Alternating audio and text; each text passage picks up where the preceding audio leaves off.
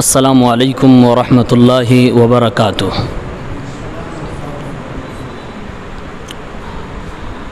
الحمد للہ نحمده ونستعینه ونستغفره ونعوذ باللہ من شرور انفسنا ومن سیئات اعمالنا من يهده الله فلا مضل له ومن يضلل فلا هادي له وأشهد أن لا إله إلا الله وحده لا شريك له وأشهد أن محمدًا عبده ورسوله يا أيها الذين آمنوا اتقوا الله حق تقاته ولا تموتن إلا وأنتم مسلمون يا أيها الناس اتقوا ربكم الذي خلقكم من نفس واحدة وخلق منها زوجها وبث منهما رجالا كثيرا ونساء واتقوا الله الذي تساءلون به والأرحام إن الله كان عليكم رقيبا يا أيها الذين آمنوا اتقوا الله وقولوا قولا سديدا يصلح لكم أعمالكم ويغفر لكم ذنوبكم ومن يطع الله ورسوله فقد فاز فوزا عظيما أما بعد فإن خير الحديث كتاب الله وخير الهدي هدي محمد صلى الله عليه وسلم وشر الأمور محدثاتها وكل محدثة بدعة وكل بدعة ضلالة أعوذ بالله من الشيطان الرجيم بسم الله الرحمن الرحيم ومن يشاقق الرسول من بعد ما تبين له الهدى ويتبع غير سبيل المؤمنين نوله ما تولى ونصله جهنم وساءت مصيرا۔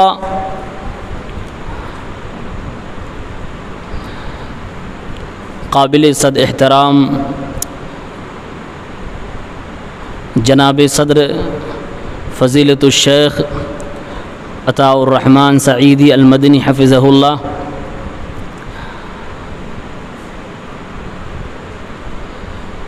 اس خطے کے مایناز خطیب، جماعت اہل حدیث کے لیے بے لوث خدمت کرنے والے فضیلت الشیخ زبیر احمد عبد المعبود المدنی حفظہ اللہ، اور ہمارے سینئر ساتھی ناظم پروگرام فضیلت الشیخ نور الحسن المدنی حفظہ اللہ، دیگر سامعین، نوجوان دوستوں، عزیز بچوں، آپ سب کے سامنے موضوع کا اعلان ہو چکا ہے۔ مجھ سے پہلے جو خطاب ہوا، جو بیان ہوا، وہ اور میرا اپنا خطاب دراصل یہ دو سوالوں کے جواب ہیں یا دو اعتراضات کے جواب ہیں۔ شیخ کا موضوع تھا کتاب و سنت کی اتباع کیوں ضروری ہے۔ دراصل یہ ایک سوال ہے، اعتراض ہے جو کچھ لوگ کرتے ہیں۔ اس اعتراض کا ضمناً میرے اس بیان کے اندر جواب بھی انشاءاللہ آئے گا۔ میرا موضوع ہے سلف صالحین کے راستے پہ چلنا کیوں ضروری ہے۔ بقیہ اور بھی مناہج ہیں جو اسلام کی چادر میں پل رہے ہیں، بڑھ رہے ہیں، ان مناہج کا کیا، ان پر چلنا کیوں درست نہیں ہے۔ اسی کا جواب آپ کو انشاءاللہ میرے ٹوٹے پھوٹے الفاظ میں ملیں گے، لیکن میں انشاءاللہ آپ کو اس بات کی ضمانت دے سکتا ہوں کہ آپ کے سامنے جو بھی باتیں رکھی جائیں گی کتاب و سنت اور سلف صالحین کے فہم کے مطابق رکھی جائیں گی انشاءاللہ الرحمن۔ اس موضوع کو سمجھنے کے لیے سب سے پہلے یہ جاننا ضروری ہے کہ سلف صالحین کہتے کسے ہیں، منہج سلف کس چیز کا نام ہے؟ تو سیدھے سیدھے الفاظ میں یہ جان لیں، منہج کا معنی راستہ، طریقہ، سلف کا مطلب گزرے ہوئے نیک لوگ۔ اب گزرے ہوئے نیک لوگ بہت سارے ہیں، اس کی کوئی تعین، کوئی تحدید ہے کہ نہیں ہے؟ اس کا جواب ہمیں اللہ کے نبی صلی اللہ علیہ وسلم کی حدیث مبارک سے ملے گا۔ صحیح مسلم کے اندر کتاب و فضائل الصحابہ میں 2535 کے اندر ایک حدیث آتی ہے، عمران ابن حسین حدیث کا راوی ہیں رضی اللہ عنہ، کہتے ہیں کہ اللہ کے رسول صلی اللہ علیہ وسلم نے ارشاد فرمایا، آپ سے پوچھا گیا کہ کون سے لوگ سب سے بہتر ہیں؟ آپ نے جواب ارشاد فرمایا، ان خیرکم قرنی، تم میں تمام لوگوں میں سب سے افضل وہ ہیں جو میرے اس دور کے ہیں، میرے اس عہد کے ہیں، میرے ساتھ کے لوگ ہیں، ثم الذین یلونہم، پھر ان کے بعد کے لوگ ہیں، ثم الذین یلونہم، پھر ان کے بعد کے لوگ ہیں۔ اس روایت کے اندر تیسری بار بھی ہے ثم الذین یلونہم، پھر اس کے بعد کے لوگ ہیں۔ راوی حدیث عمران ابن حسین رضی اللہ عنہ کہتے ہیں، فلا ادری اقال رسول اللہ صلی اللہ علیہ وسلم بعد قرنہ مرتین او ثلاثہ، مجھے یاد نہیں ہے، معلوم نہیں ہے کہ آپ صلی اللہ علیہ وسلم نے ثم الذین یلونہم 2 بار کہا یا 3 بار کہا۔ بہرحال سلف صالحین، گزرے ہوئے نیک لوگوں کا راستہ جسے ہم منہج سلف کہتے ہیں، یہ کن لوگوں کا راستہ ہے؟ اس حدیث کو سامنے رکھا جائے تو متفق علیہ یہ راستہ اللہ کے نبی صلی اللہ علیہ وسلم کا اور آپ کے صحابہ کا اور ان کے بعد کے تابعین کا اور پھر ان کے بعد کے تبع تابعین کا، یہ 3 قرن تو متفق علیہ، مجمع علیہ۔ چوتھا جو قرن آتا ہے جو اس حدیث کے اندر زائد ہے ثم الذین یلونہم، جس پہ علماء کا اختلاف ہے، ہمارے استاذ محترم شیخ سلطان الساعدی حفظہ اللہ جو صحیح مسلم ہمیں پڑھا رہے تھے مدینہ منورہ کے اندر، انہوں نے جو بتایا کہ راجح قول کے مطابق یہ چوتھا قرن بھی سلف صالحین کی کیٹیگری میں آئے گا، یہ بھی قرون مفضلہ کے کیٹیگری میں آئے گا۔ چلیے ہم مجمع علیہ کی بات کرتے ہیں۔ تو سلف صالحین کا راستہ وہ راستہ جو اللہ کے نبی کا راستہ، جو صحابہ کا راستہ، جو تابعین کا راستہ، جو تبع تابعین کا راستہ، یہ 3 کیٹیگری کے لوگ، 3 گروہوں کے لوگوں کے بارے میں کہا گیا کہ یہ سلف صالحین ہے، انہی کے منہج کو ہمیں اپنانا ہے۔ آج ہم جیسے علماء جو کتاب و سنت کے پرچارک ہیں، کوشش کرتے ہیں کہ صحیح بات، صحیح دین اصلی شکل میں انسانوں کے پاس پہنچ جائے۔ ہم جب کہتے ہیں منہج سلف کو لازم پکڑو، منہج سلف کے مطابق زندگی گزارو، تو کچھ لوگوں کو چڑ ہوتی ہے، کچھ لوگوں کو درد ہونے لگتا ہے۔ وہ کہتے ہیں کہ آخر منہج سلف ہی کیوں؟ یعنی 1400 سال، 1450 سال گزر جانے کے بعد آج بھی ہمارے دینی مسائل کا حل، آج ہمارے زندگی گزارنے کا طور طریقہ، ہم اتنے پرانے منہج کو کیوں لیں؟ ہم اتنے پرانے راستے پر کیوں چلے؟ کیونکہ اللہ کے نبی صلی اللہ علیہ وسلم کو گئے ہوئے دنیا سے تو کافی دن ہو گئے، صحابہ چلے گئے، تابعین چلے گئے، تبع تابعین چلے گئے، یہ دور تقریباً 290 ہجری کے اندر ختم ہو جاتا ہے اگر چاروں قرن کو استعمال کیا گنا جائے۔ پہلا دور نبی علیہ السلام کا جو دور تھا وہ اللہ کے نبی کے دور سے لے کر 110 ہجری تک صحابہ کرام دنیا سے جا چکے تھے، پھر اس کے بعد 90 ہجری سے لے کر 150 ہجری تک تمام تابعین عموماً جا چکے تھے، پھر 130 ہجری سے لے کر 220 ہجری تک تبع تابعین دنیا سے جا چکے تھے، پھر 210 ہجری سے لے کر 290 ہجری تک یہ جو چوتھے قرن کے لوگ ہیں یہ لوگ جا چکے تھے۔ تو یہ 300 سال کے جو اسلام کے سچے پیروکارک تھے ان سے لوگوں کو آج چڑ ہے۔ لوگوں کو دراصل سلف صالحین کے نام پر صحابہ سے دشمنی ہے، صحابہ کا راستہ نہیں اپنانا چاہتے۔ ہم اور آپ صحابہ ہی کے راستے پہ چلنے والے ہیں۔ یہ جو سلف صالحین کا راستہ ہے اس کی 3 بڑی خوبیاں ہیں۔ خوبیاں بہت ہیں لیکن 3 بڑی خوبیاں میں بتانا چاہتا ہوں۔ جس راستے پہ ہم اور آپ کوشش کرتے ہیں کہ چلیں، اور جس راستے پہ جنت کی ضمانت ہے، جس راستے پہ کامیابی ملے گی، 3 بڑی اس کی خوبیاں۔ پہلی خوبی، یہ سلف صالحین کا راستہ بالکل سیدھا راستہ ہے، بالکل سیدھا راستہ ہے۔ تفسیر ابن جریر وغیرہ کے اندر عبداللہ ابن مسعود سے روایت منقول ہے، وہ قرآن کی تفسیر کرتے ہوئے صراط مستقیم کی تفسیر کرتے ہوئے کہتے ہیں یہ صراط مستقیم سیدھا راستہ وہ راستہ ہے جس کا ایک سرا اللہ تک پہنچا ہوا ہے، جنت تک پہنچا ہوا ہے، اور ایک سرا یہاں پر ہے جس پر ہمیں اللہ کے نبی صلی اللہ علیہ وسلم نے چھوڑا تھا۔ یہ سیدھا راستہ ہے، اور اسی سیدھے راستے کی دعا ہم بھی کرتے ہیں، اور میں یہ بھی کہوں گا وہ تمام لوگ بھی کرتے ہیں جو بیچارے جہالت میں یا سلف صالحین کی دشمنی میں اس راستے کو اپنانا نہیں چاہتے۔ سورہ فاتحہ ہم سب کو یاد ہوگا، ہم سورہ فاتحہ میں کیا پڑھتے ہیں؟ اہدنا الصراط المستقیم صراط الذین انعمت علیہم، اے اللہ صراط مستقیم کی ہدایت دے، اور اہدنا کا یہاں معنی توفیق ہوگا، اے اللہ صراط مستقیم کی مجھے توفیق عطا فرما۔ صراط مستقیم سیدھا راستہ، کون سا سیدھا راستہ؟ صراط الذین انعمت علیہم، اے اللہ وہ سیدھا راستہ جو تو نے اپنے ان بندوں کو عطا فرمایا جن پر تو نے انعام برسایا ہے، انبیاء کا راستہ، صدیقین کا راستہ، شہداء کا راستہ، صالحین کا منہج، ان لوگوں کے منہج کی دعا ہم نماز میں مانگتے ہیں، ہم نماز میں مانگ بھی رہے ہیں، اور اگر کوئی دے رہا ہے تو ہم اس سے بھاگ بھی رہے ہیں۔ یہ دو رخی ہوئی کہ نہیں ہوئی؟ نماز میں ہم کہتے ہیں اللہ صراط مستقیم دے، اب اگر کہیں سے مل رہا ہے تو ہم اس وہاں سے منہ چرا کے بھاگتے۔ اس کا 2 ہی مطلب ہو سکتا ہے، ایک یہ کہ ہم مانگتے ہیں جو ہم اسے پہچانتے نہیں ہیں، ہم جو مانگ رہے ہیں اسے ہم پہچان نہیں رہے کہ اگر مل جائے تو یہ خوش ہو جائے کہ اللہ میں نے یہی مانگا تھا مل گیا۔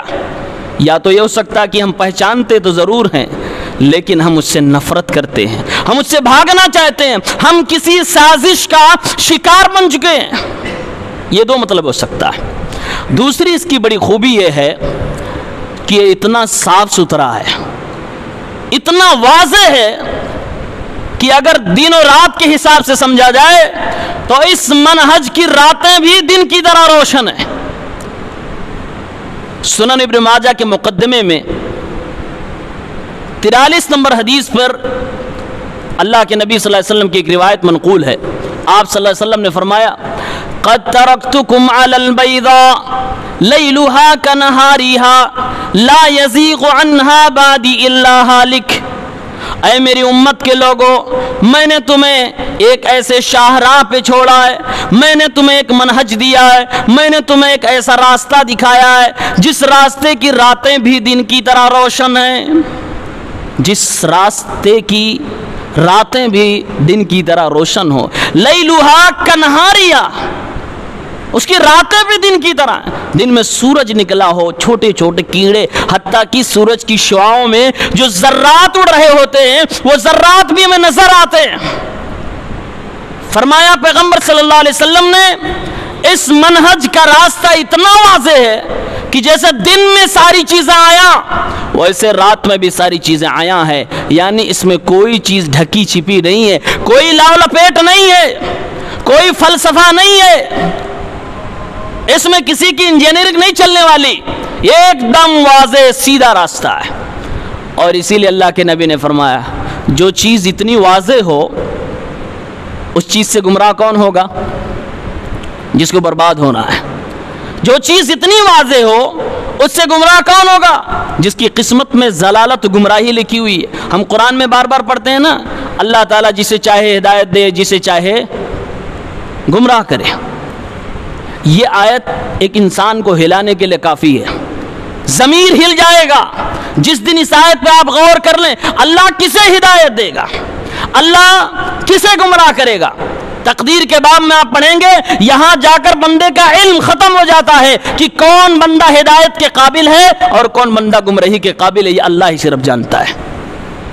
اسی لیے اللہ کے نبی نے فرمایا لا یزیغ عنہا بعدی الا ہالک، اس صاف ستھرے راستے سے وہی آدمی بھاگے گا، وہی اس کو چھوڑ کے جائے گا جس کو برباد ہونا ہوگا، ہلاک ہونا ہوگا۔ اس کی تیسری بڑی خوبی یہ ہے کہ اس میں انحراف نہیں ہے۔ انحراف سمجھ رہے ہیں؟ جیسے ہوتا نا ایک راستہ سیدھا ہے، پھر تھوڑا سا ٹیڑھا ہو گیا، پھر سیدھا ہوگا، پھر تھوڑا سا ٹیڑھا ہوگا۔ جیسے قرآن کریم میں اللہ تعالیٰ نے فرمایا ہم نے جو تمہیں دین دیا ہے وہ بالکل سیدھا ہے، اس میں ذرہ برابر موڑ کہیں نہیں ہے، اس میں کجروی نہیں ہے، اس میں ٹیڑھا پن نہیں ہے۔ سورہ کہف کی پہلی آیت آپ پڑھتے ہوں گے، الحمدللہ الذی انزل علی عبدہ الکتاب ولم یجعل لہ عوجا۔ تمام تعریف اس رب کے لیے جس نے اپنے بندے پر کتاب اتاری اور ایسی کتاب عطا فرمائی جس کے اندر تھوڑی سی بھی کجروی انحراف نہیں ہے۔ یعنی جو اس راستے پر ہوگا نا، قرآن و سنت کے راستے پر، وہ گمراہ نہیں ہو سکتا۔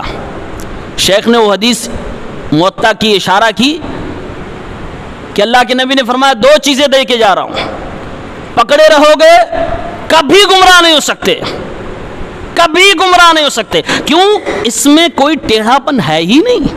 اور اللہ نے سورہ اسراء کی آیت نمبر 9 میں تو کہا ان ھذا القرآن یہدی للتی ہی اقوم، یہ قرآن اس چیز کی طرف ہدایت دیتا ہے، اس چیز کی طرف گائیڈ کرتا ہے، راستہ دکھاتا ہے جو بالکل سیدھا ہے، کوئی کجروی اس راستے کے اندر نہیں ہے۔ تو یہ تین خوبیاں اسی منہج کے اندر ہیں، اور میں قسم کھا کے کہہ سکتا ہوں، اللہ کی قسم، سلف صالحین کے منہج کے علاوہ جتنے بھی جدید مناہج ہیں اسلام کے لبادے میں، کسی کے اندر یہ تینوں خوبیاں موجود نہیں ہیں۔ کوئی کسی باب میں گمراہ، کوئی کسی اور معاملے گمراہ، کوئی عقیدے کے معاملے میں گمراہ، تو کوئی نبی کی اتباع کے معاملے میں گمراہ، تو کوئی صحابہ کی عظمت کے معاملے میں گمراہ، کوئی مشاجرات صحابہ میں زبان کھولنے کے حوالے سے گمراہ، الگ الگ باب میں لوگ گمراہ ہیں۔ یہ سیدھا راستہ، یہ تینوں خوبیاں کسی اور منہج میں نہیں ہے جو منہج سلف صالحین میں ہے۔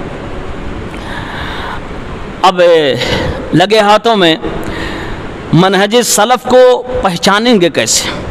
یہ بہت سارے لوگ سوال کرتے ہیں کہ آپ لوگ بہت کہتے ہیں یہ سلفی ہے، یہ سلفی نہیں ہے، سلفیت منہج سلف، آخر کچھ تو پیمانہ ہوگا؟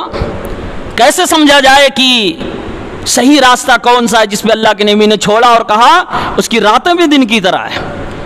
اس کی بھی بڑی نشانیاں ہیں، تین بڑی نشانیاں میں بتاتا ہوں۔ نشانی نمبر 1،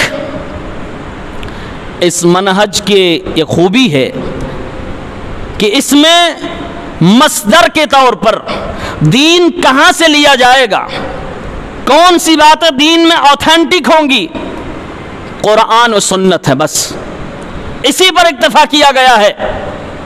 اور بھی لوگوں میں دیکھیے، کچھ لوگوں کے یہاں ہے کہ رات میں خواب دیکھا، صبح ڈنڈی جھولا اٹھائے چل بیٹھے، اسی کو دین بنا لیا، یعنی خواب کی چیز کو دین بنا لیا۔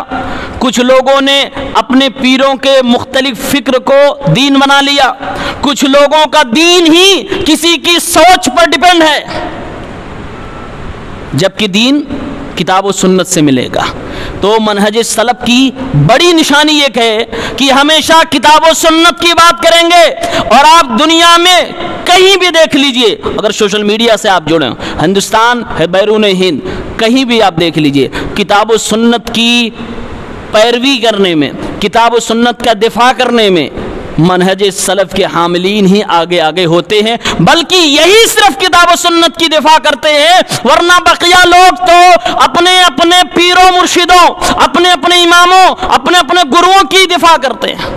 کون ہے جو قرآن کا دفاع کرتا ہے؟ کون ہے جو محمد عربی صلی اللہ علیہ وسلم کی احادیث کے دفاع کرتا ہے؟ جس امام بخاری پر آج تانے کسے جا رہے ہیں، جن کو لوگ انسان ہے بس کہہ کر پوری نبی کی حدیث کی دھجی اڑانا چاہتے ہیں، آپ جانتے ہیں امام بخاری رحمۃ اللہ علیہ نے یہ کتاب لکھ کر نبی کریم صلی اللہ علیہ وسلم کی تعلیمات کی حفاظت کی ہے، دفاع کیا ہے، اور انہوں نے لکھا ہے کہ میں نے یہ لکھا اس لیے تھا، یہ بخاری کو جمع اس لیے کیا تھا، محنتیں میں نے اس لیے کی تھی کیونکہ نبی کریم صلی اللہ علیہ وسلم کے چہرے پر، آپ کے نام پر جو جھوٹ بولا جا رہا ہے، تاکہ حق اور باطل واضح ہو جائے، صحیح حدیث سامنے آ جائیں اور جھوٹی حدیث سے الگ کر دی جائے۔ اتنا بڑا عظیم کارنامہ جس نے انجام دیا، آج لوگ اسی کو نشانہ بنا رہے ہیں۔ آپ جان لیجئے منکر حدیث جب اٹھتا ہے تو وہ بخاری پر نظر اٹھاتا ہے، اور جب اور پیچھے جاتا ہے تو وہ ابو ہریرہ پر نظر اٹھاتا ہے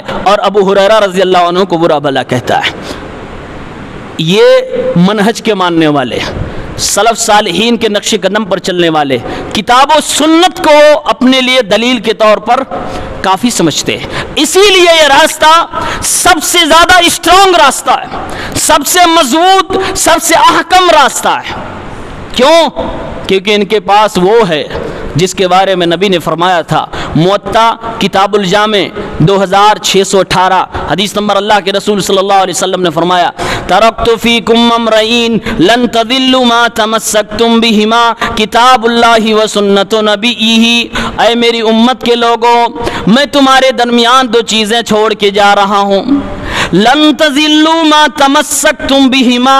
علماء جو گرامر پڑھے ہیں، جو عربی جانتے ہیں، وہ جانتے ہیں لن تضلوا، تم ہرگز گمراہ نہیں ہو سکتے جب تک کہ تم ان دونوں کو پکڑے رہو گے، ایک اللہ کی کتاب اور دوسری محمد الرسول اللہ صلی اللہ علیہ وسلم کی سنت۔ اللہ کے نبی صلی اللہ علیہ وسلم نے جس کے حوالے سے ضمانت دے دیا تم گمراہ نہیں ہو سکتے، اس سے زیادہ مضبوط منہج اس کا ہو سکتا ہے۔ اس لیے میں نے کہا جو کتاب و سنت پر چلنے والے ہیں، سب سے اسٹرانگ، سب سے مضبوط، سب سے احکم راستہ انہی کا ہے۔ دوسری بڑی نشانی اس منہج کی یہ ہے کہ یہ لوگ قرآن و سنت کو جو سمجھتے ہیں تو وہاں اپنے عقل کے گھوڑے نہیں دوڑاتے۔ ایک جملہ میں بھاری دے کے جا رہا ہوں اور شاید کسی لمبی چوڑی تقریر کا خلاصہ بھی ہو جائے، غور سے سنیے۔ قرآن و حدیث کا مل جانا کافی نہیں ہے، قرآن حدیث کا مل جانا، پا جانا کافی نہیں ہے۔ قرآن و حدیث کا صحیح فہم آ جانا، صحیح سمجھ آ جانی، یہ کامیابی کی ضمانت ہے اور یہ کامیابی ہے۔ آج جو لوگ گمراہ ہو رہے ہیں، لاکھوں کی تعداد میں لوگ گمراہ ہو رہے ہیں، اس لیے کہ اگلا قرآن کا حوالہ دے رہا ہے، اگلا حدیث کا حوالہ دے رہا ہے، لیکن قرآن و حدیث کے حوالے میں سلف صالحین کی فہم وہاں نہیں ہے، قرآن و حدیث کی صحیح سمجھ اس کے پاس نہیں ہے۔ کوئی بھی حوالہ دے سکتا ہے، کوئی بھی قرآن آپ کے سامنے رکھ سکتا ہے، کوئی بھی آپ کے سامنے حدیث رکھ سکتا ہے، لیکن قرآن و حدیث کی صحیح سمجھ، صحیح فہم کہاں سے ملے گی؟ صحابہ سے ملے گی۔ اس لیے اس منہج کے ماننے والے قرآن و سنت کو صحابہ کی فہم کی روشنی میں سمجھتے ہیں۔ اس لیے ہم کہتے ہیں ہماری دعوت کتاب و سنت بفہم سلف امت میں جو سلف صالحین ہیں ان کی سمجھ کے مطابق ہم قرآن مجید کو اور اللہ کے نبی صلی اللہ علیہ وسلم کی احادیث مبارکہ کو سمجھتے ہیں۔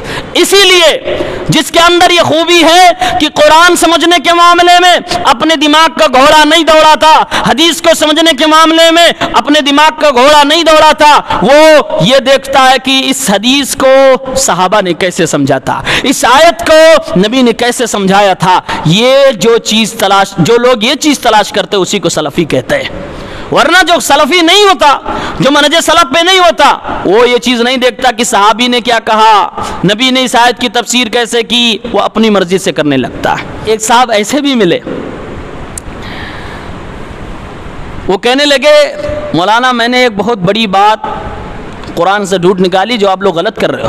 کئی باتیں انہوں نے کہی، اس میں سے ایک ہی بھی بات کہی، کہا آپ لوگ افطاری مغرب کی اذان کے وقت کرواتے ہو، اور اللہ نے کہا وَأَتِمُّوا الصِّيَامَ إِلَى اللَّيْلِ، رات تک روزہ پورا کرو، تو رات کب ہوتی ہے؟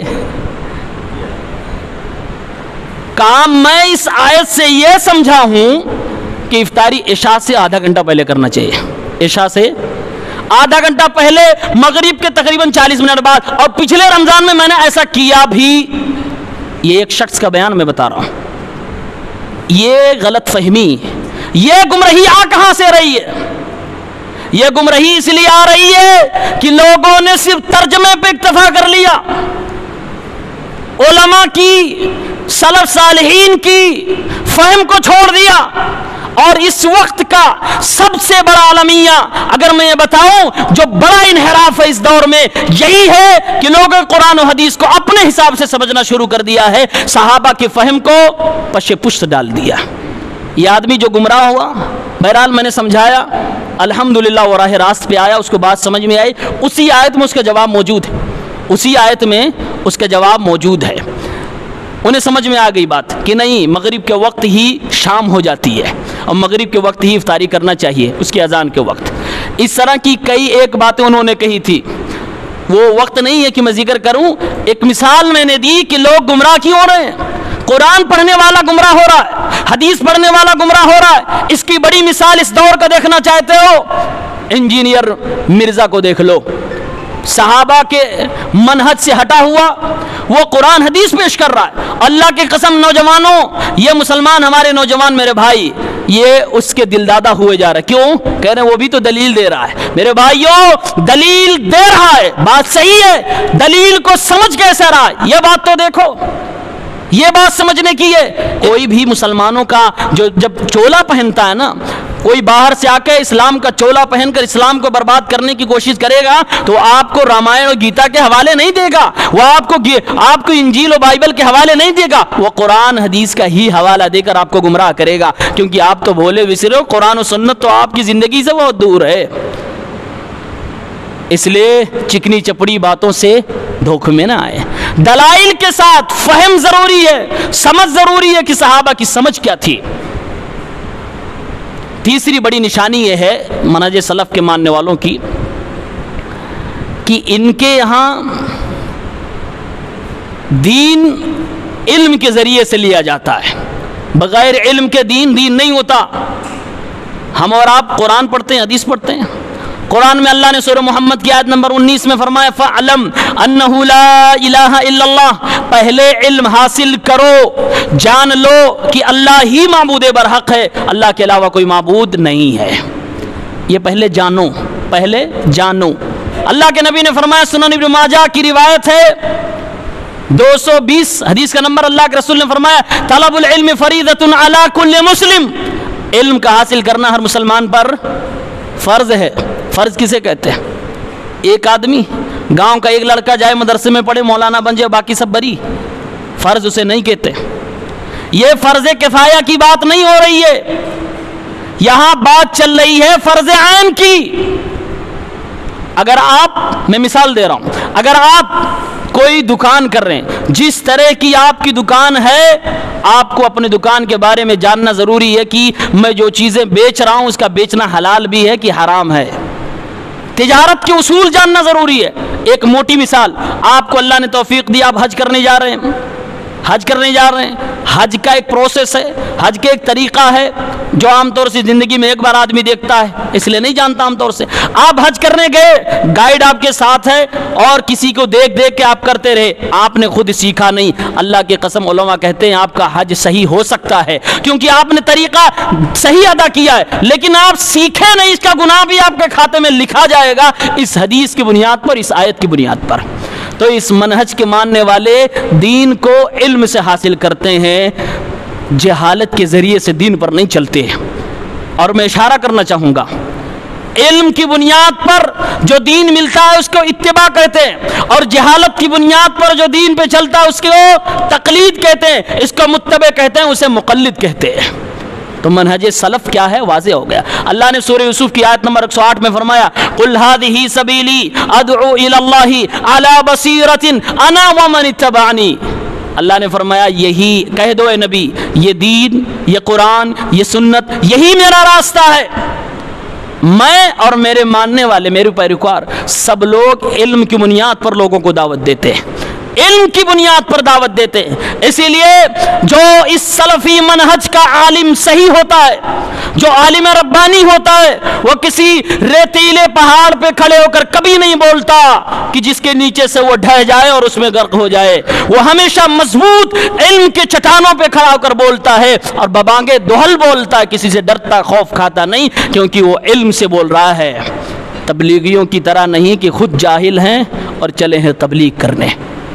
علم پہلے ہونا ضروری ہے۔ تو اس منہج کی ایک خاص بنیادی پہچان یہ ہے کہ یہ علم کے ذریعے سے دین کو پکڑتے ہیں، دین کو فالو کرتے ہیں، جہالت کی بنیاد پر دین کو فالو نہیں کرتے۔ اور یہاں ایک جملہ اور بولوں گا، یہ برائی ہمارے اہل حدیثوں کے اندر بھی ہے۔ ہم اور آپ جاہل ہیں، نہیں سیکھنا چاہتے، جاہل ہیں، کر صحیح رہے لیکن جانتے نہیں ہیں، یہ بھی نہیں جانتے کہ ہم صحیح کر رہے ہیں۔ اسی لیے تو کوئی بھی آتا کہتا ہے ہو آپ ایسا کر رہے ہو، قرآن میں تو ایسا لکھا ہے، اچھا آپ صحیح کر رہے ہو، آج تک فلاں مولانا نے تو نہیں بتایا، آج تک تو کیوں آپ جلدی گمراہ ہو جاتے ہیں؟ جانتے ہیں کیونکہ آپ صحیح تو کرتے ہیں لیکن یہ نہیں جانتے کہ میں صحیح کر رہا ہوں۔ یہ جاننا بھی ضروری ہے کہ میں صحیح کر رہا ہوں۔ اسی لیے تو اگر آپ کو کوئی گمراہ کرنا چاہے گا تو نہیں گمراہ کر پائے گا، اگر آپ یہ جانیں گے کہ میں جو کر رہا ہوں وہ صحیح کر رہا ہوں۔ اور اگر آپ نہیں جانیں گے تو آپ کو کوئی بھی دو جملے بول کر راستہ بدل سکتا ہے۔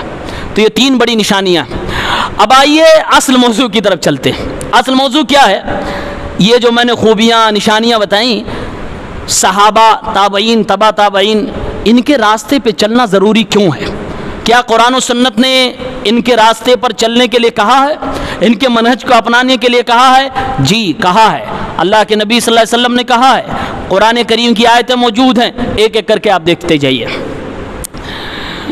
سلسلۃ الاحادیث صحیحہ امام البانی رحمہ اللہ کی حدیث نمبر 3165، معاذ ابن جبل رضی اللہ عنہ حدیث کے راوی ہیں، کہتے ہیں اللہ کے رسول صلی اللہ علیہ وسلم نے فرمایا، انہا ستکون فتنہ، اے میری امت کے لوگوں، ان قریب فتنے برپا ہوں گے۔ صحابہ نے کیا کہا؟ قالوا ما لنا یا رسول اللہ، اے اللہ کے نبی صلی اللہ علیہ وسلم پھر ہمارے لیے کیا آپ کا حکم ہے؟ او کیف نصنع یا رسول اللہ، اے اللہ کے نبی ہم کیا کریں؟ آپ صلی اللہ علیہ وسلم نے کیا کہا؟ ان قریب فتنے جنم لیں گے، فتنے جنم لیں گے۔ صحابہ کا سوال کیا ہے؟ ہم کیا کریں گے؟ سیدھے ٹارگٹ پہ۔ صحابہ کا کرنا کیا تھا؟ یہی نا کہ ہم جان جائیں کہ جس سے ہم اس فتنے سے بچ سکیں۔ صحابہ نے سیدھے اپنے کام کی بات کا سوال کر لیا، کہا اللہ کے نبی فتنے آئیں گے۔ آپ نے کہا، یقین کر لیا صحابہ نے۔ اب اس میں قیل قال چون چرا نہیں کہ نبی کی حدیث ہے، اللہ کے نبی کے ہو سکتا نہ بھی آئے۔ صحابہ نے ایسا کچھ اعتراض کیا نہیں۔ آپ نے کہا انہا ستکون فتنہ، فتنے ہوں گے۔ صحابہ کا ترنت کا سوال تھا، اور یہ سوال میں کہتا ہوں صحابہ کرام کا احسان عظیم ہے، احسان عظیم ہے۔ صحابہ نے کہا کیف نصنع یا رسول اللہ، اے اللہ کے نبی صلی اللہ علیہ وسلم پھر ہم کیا کریں؟ یعنی جب فتنہ آئے تو اے اللہ کے نبی اس سے بچنے کی کوئی تدبیر ہو تو بتائیے۔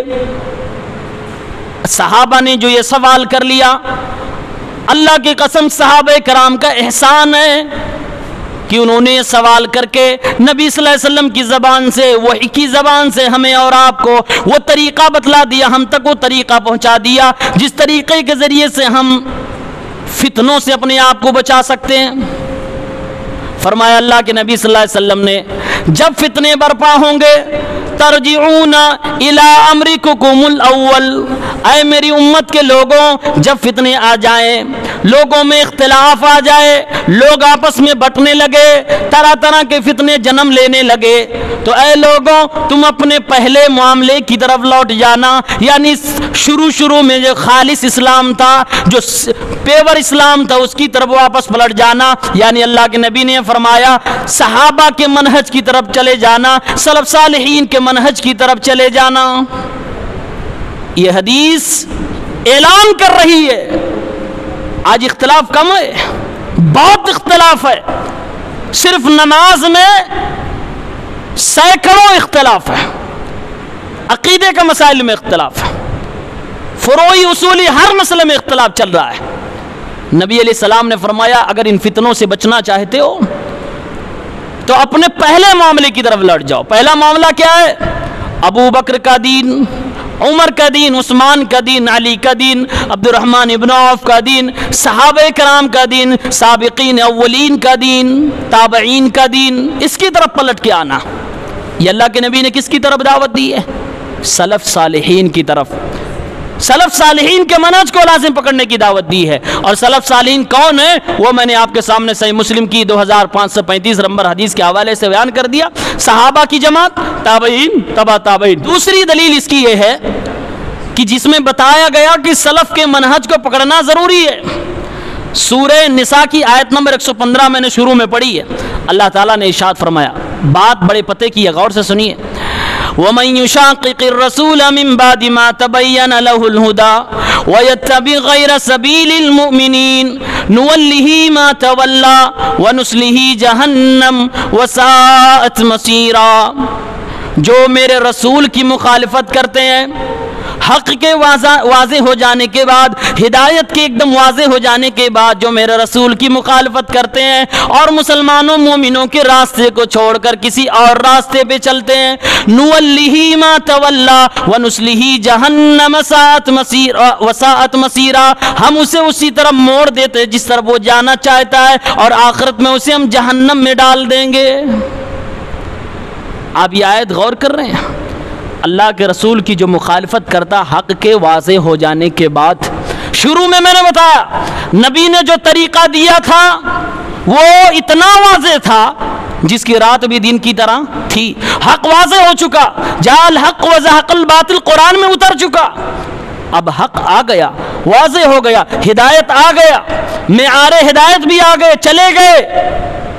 اب اس کے بعد بھی اگر کوئی رسول اللہ کی مخالفت کرے، رسول کی حدیثوں کی مخالفت کرے، رسول کے لائے ہوئے دین شریعت کی مخالفت کرے اور مومنوں کے راستے سے ہٹ کے دوسرا راستہ اختیار کرے، آپ یہ بتاؤ جب یہ آیت نازل ہوئی تو اس وقت مومن کون تھے؟ صحابہ تھے۔ گویا کہ اللہ یہ کہہ رہا ہے اور صحابہ کے راستے کو چھوڑ کر دوسرے راستے پہ چلے تو اسے ہم دو طرح کا عذاب دیں گے۔ پہلا عذاب، دنیا میں تجھے گمراہ کر دیں گے، نُوَلِّهِ مَا تَوَلَّى، جس طرف تو جانا چاہتا ہے ہم اسی طرف تیرا رخ موڑ دیں گے، اور ایک آخرت میں عذاب دیں گے، وَنُصْلِهِ جَهَنَّمَ، اسے جہنم میں ڈال دیں گے۔ کس گناہ میں؟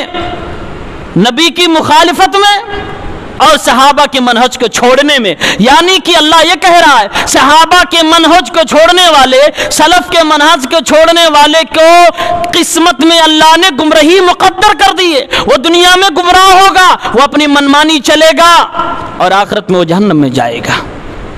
یہ کم عذاب ہے؟ دنیا میں ہم دین کو اپناتے کیوں ہیں؟ جہنم پانے کے لیے، جنت حاصل کرنے کے لیے۔ اگر جو راستہ ہمیں جہنم کی طرف لے جا رہا ہو وہ راستہ ہم پکڑیں گے؟ کبھی نہیں پکڑیں گے، ہم صحابہ کا راستہ اپنائیں گے۔ یہ دوسری دلیل ہوئی۔ تیسری دلیل جو شیخ نے بھی پڑھی تھی، سورہ نام کی آیت نمبر 153، اللہ رب العالمین نے فرمایا وَأَنَّ هَذَا صِرَاطِي مُسْتَقِيمًا فَاتَّبِعُوهُ وَلَا تَتَّبِعُوا السُّبُلَ فَتَفَرَّقَ بِكُمْ عَنْ سَبِيلِهِ ذَلِكُمْ وَصَّاكُمْ بِهِ لَعَلَّكُمْ تَتَّقُونَ۔ اور یہی میرا سیدھا راستہ ہے، اسی سیدھے راستے پہ چلتے رہنا، اسی کی اتباع کرنا، دیگر دوسرے راستوں کی اتباع نہ کرنا، پیروی نہ کرنا، ورنہ تمہیں اس سیدھے راستے سے وہ الگ کر دیں گے، بھٹکا دیں گے، الگ کر دیں گے، فرقہ بنوا دیں گے۔ ذالکم وصاکم بہ، یہ اللہ رب العالمین کی وصیت ہے، نصیحت ہے جس کو اللہ تمہیں کر رہا ہے۔ لعلکم تتقون، اگر اس پہ چلو گے تو تم پرہیزگار بن جاؤ گے، نیک بن جاؤ گے، متقی بن جاؤ گے۔ اللہ تعالیٰ نے اس آیت کے اندر بڑی وضاحت کے ساتھ فرمایا سیدھا راستہ صرف ایک ہی راستہ ہے، وَأَنَّ هَذَا صِرَاطِي مُسْتَقِيمًا، یہی میرا سیدھا راستہ ہے۔ یعنی اللہ کے نبی نے جو راستہ صحابہ کو دیا، صحابہ کرام نے جو راستہ تابعین کو دیا، تابعین نے جو راستہ تبع تابعین کو دیا، اور ان کے ذریعے سے، نیک لوگوں کے ذریعے سے، احسان کے ساتھ، حسن نیت کے ساتھ، اور اللہ کے نبی صلی اللہ علیہ وسلم کی اتباع کے ساتھ جو راستہ آج ہم تک پہنچا ہے، جس پہ ہم چلتے ہیں، اللہ رب العالمین نے فرمایا فَاتَّبِعُوا فَاتَّبِعُوهُ، اسی راستے پہ چلو، وَلَا تَتَّبِعُوا السُّبُلَ، اس راستے کے مقابلے میں بہت سارے راستے ہوں گے، بہت سارے منہج ہوں گے، ان راستوں کی پیروی نہ کرنا، ان راستوں پہ نہ چلنا، ورنہ سیدھے راستے سے تمہیں بھٹکا دیا جائے گا، تم غلط راستے پہ چل پڑو گے۔ یہ آیت کتنی واضح ہے۔ اللہ نے کہا راستہ حق ایک ہی ہے، صراط مستقیم ایک ہی ہے۔ اس آیت میں بھی اللہ رب العالمین نے فرمایا وہ سیدھا راستہ، وہ منہج، وہ طریقہ اپناؤ جو رسول نے دیا اور جو رسول اللہ نے اپنے صحابہ کرام کو سکھایا تھا۔ ایک بڑی پیاری حدیث، بڑی مشہور حدیث ہے، لیکن منہج سلف صالح کو پکڑنا، اس کو لازم پکڑنے کے حوالے سے بڑی معتبر حدیث ہے۔ سنن ابی داؤد کتاب السنہ کے اندر 4607 حدیث کا نمبر ہے۔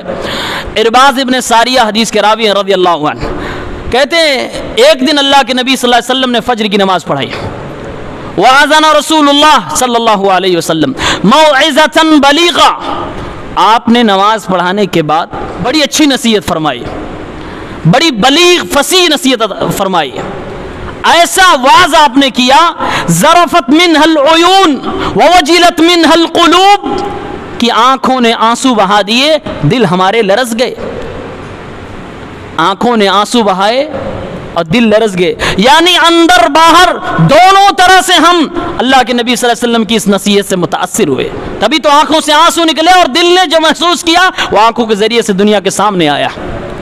صحابی کہتے ہیں کہ ہم کو لگا کأنہا موعظۃ مودع، یہ کسی الوداع کہنے والے کی، کسی رخصت پہ جانے والے کی نصیحت ہے۔ ہم نے پوچھا اللہ کے نبی صلی اللہ علیہ وسلم فماذا تعہد الینا، اے اللہ کے نبی کیا آپ ہمیں کوئی نصیحت کرنا چاہتے ہیں؟ اللہ کے نبی صلی اللہ علیہ وسلم نے فرمایا اوصیکم بتقوی اللہ، میں تمہیں تقوی اختیار کرنے کی وصیت کرتا ہوں، نصیحت کرتا ہوں، اور تمہیں اپنے حکمرانوں کی سموتات کی وصیت و نصیحت کرتا ہوں۔ وَإِنْ عَبْدًا حَبَشِيًّا، اگر کوئی تمہارا حکمراں کوئی حبشی غلام بھی ہو جائے تب بھی تم اس کی پیروی کرنا۔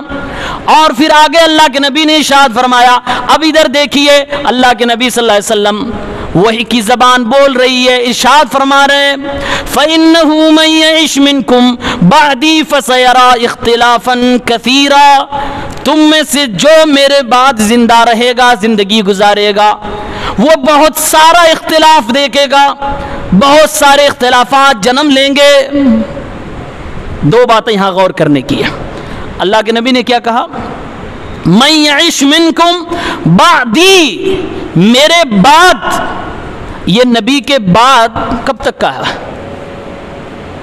الی قیام الساعہ، یہ نبی کا بعد قیامت تک، یعنی قیامت تک اختلافات آتے رہیں گے، اور ایک دو اختلاف نہیں، اختلافاً کثیرا، بہت اختلاف آئیں گے۔ نبی صلی اللہ علیہ وسلم کے جانے کے بعد قیامت تک اختلاف بہت آئیں گے، تھوڑے نہیں، بڑے بڑے اختلاف آئیں گے۔ حل کیسے کرنا ہے؟ حل کیسے کرنا ہے؟ آپ نے فرمایا فَعَلَيْكُمْ بِسُنَّتِي وَسُنَّتِ الْخُلَفَاءِ الرَّاشِدِينَ الْمَهْدِيِّينَ، ان اختلافات کا حل اگر چاہتے ہو تم میری سنت کو، میرے طریقے کو لازم پکڑنا، اور میرے خلفائے راشدین کی سنت کو لازم پکڑنا۔ نبی کی سنت اور خلفاء کی سنت کوئی الگ الگ سنت نہیں ہے، بعض لوگ یہاں بھی غلط فہمی کے شکار ہیں، دونوں ایک ہی ہے۔ وہ نبی کی شمعدان سے نکلی ہوئی ایک شمع ہے، نبی کی روشنی سے نکلی ہوئی ایک روشنی ہے جو نبی کے بعد خلافت سنبھالے، اور نبی علیہ السلام کی دین کی روشنی میں اپنی حکمرانی بھی کی ہے۔ اللہ نے فرمایا، اللہ کے نبی صلی اللہ علیہ وسلم نے فرمایا میری سنت کو لازم پکڑنا۔ اور ابھی انکار حدیث کے حوالے سے شیخ نے گفتگو کی، حضرت عمر کا ایک قول یاد آتا۔ حضرت عمر کہا کرتے تھے جب یہ اہل باطل جو حدیثوں کا انکار کرتے ہیں یہ رونما ہوں گے اور لوگوں کو گمراہ کریں گے، دیکھو قرآن میں یہ لکھا، وہ حدیث کو نہیں مان رہے ہوں گے، قرآن میں یہ لکھا، تو حضرت عمر نے کہا ایسے لوگوں سے بحث کرنا ہوگا تو حدیث کے ساتھ بحث کرنا، حدیث کے ساتھ بحث کرنا۔ اور حقیقت میں کوئی بھی اہل قرآن، کوئی بھی منکر حدیث سے اگر آپ گفتگو کریں وہ آپ کو قرآن پیش کرے گا، آپ اس کے سامنے حدیث پیش کرو، وہ جو شیخ نے اشارہ کیا وہ اپنی نماز نہیں ثابت کر پائے گا، وہ اپنی زکوٰۃ نہیں ثابت کر پائے گا۔ اس لیے عمر فاروق نے فرمایا ایسے لوگوں کا مقابلہ قرآن سنت سے کرنا۔ اور ایک مجلس میں منکر حدیث کی مجلس میں بیٹھا تھا، بحث چل رہی تھی، اور جو شیخ یہ ہم لوگ کہتے ہیں نا کہ اپنی نماز ثابت کرو، تو ان لوگوں کے پاس بھی ایک جواب ہے، جواب دیتے ہیں نسل در نسل یہ ہمیں وراثت میں ملا ہے، یعنی ہمیں حدیث لینے کی ضرورت نہیں ہے۔ تو آپ ان سے آپ کہیں گے تب اس کا مطلب شیعہ کی بھی نماز بھی صحیح ہے، جو جیسے چاہے جیسے پڑھے، تو یہ بھی مانتے ہیں ہاں جو جیسے جائے جو۔ صلح کلی کے قائل یہی لوگ ہوتے ہیں، صلح کلی کے سب صحیح، آؤ بس میری مان لو، تم کچھ بھی کرو صحیح ہو۔ ایسا نہیں چلتا، ایسا نہیں ہوتا۔ اللہ کے نبی صلی اللہ علیہ وسلم نے فرمایا میری سنت کو لازم پکڑو اور میرے صحابہ کی سنت کو لازم پکڑو۔ ایک تو اللہ کے نبی نے کہا میری سنت کو لازم پکڑو، میرے خلفائے راشدین کی سنت کو لازم پکڑو، اور آگے آپ نے ایک ارشاد فرمایا، یہ جملہ دل کی تختیوں پہ لکھ لیجئے، منہج سلف کے حوالے سے یہ بڑا بھاری جملہ ہے۔ آپ نے فرمایا وَتَمَسَّكُوا بِهَا وَعَضُّوا عَلَيْهَا بِالنَّوَاجِذِ، اور یہ جو میں کہہ رہا ہوں نا کہ میری سنت کو لازم پکڑو، خلفائے راشدین کی سنت کو لازم پکڑو، صحابہ کے طریقے کو لازم پکڑو، اس طریقے کو مضبوطی سے پکڑ لو۔ تمسکو بہا، تمسک کا مطلب کیا ہوتا ہے؟ مضبوطی سے پکڑو اور مضبوطی سے پکڑو۔ وَعَضُّوا عَلَيْهَا بِالنَّوَاجِذِ، ان دانتوں سے پکڑ کے اس کو دانت سے دبا لو، یعنی یہ جو طریقہ میں بتا رہا ہوں انتہائی مضبوطی سے پکڑو۔ آپ کوئی چیز ہاتھ سے پکڑے ہوں اور خوب مضبوطی سے پکڑو، کب پکڑتے ہیں؟ جب کوئی آپ سے چھین رہا ہو، آپ سے چھین رہا ہو، ورنہ اگر کوئی چھین نہیں رہا ہے تو آپ کوئی چیز نارمل پکڑے ہیں وہ آپ کے ہاتھ میں رہے گی، لیکن اگر کوئی چھیننے کے لیے آ رہا ہو یا آپ کو پتا ہو کہ اگلا بھی چھین لے گا تو آپ کو پکڑنا پڑے گا مضبوطی سے۔ اور اگر آپ کو لگ رہا کہ یہ مضبوطی کم ہو رہی ہے تو اللہ کے نبی نے فرمایا اپنے ڈانڑ کے دانتوں سے مضبوطی سے پکڑ لو اسے۔ اس حدیث پہ اگر غور کرو تو اللہ کے نبی نے جو یہ سختی سے کہا مضبوطی سے پکڑو، دانت کے ڈانڑ سے پکڑ لو، زبردست دانتوں کے تلے دبا لو، کیوں کہا؟ کیا کوئی چھین رہا ہے ہم سے؟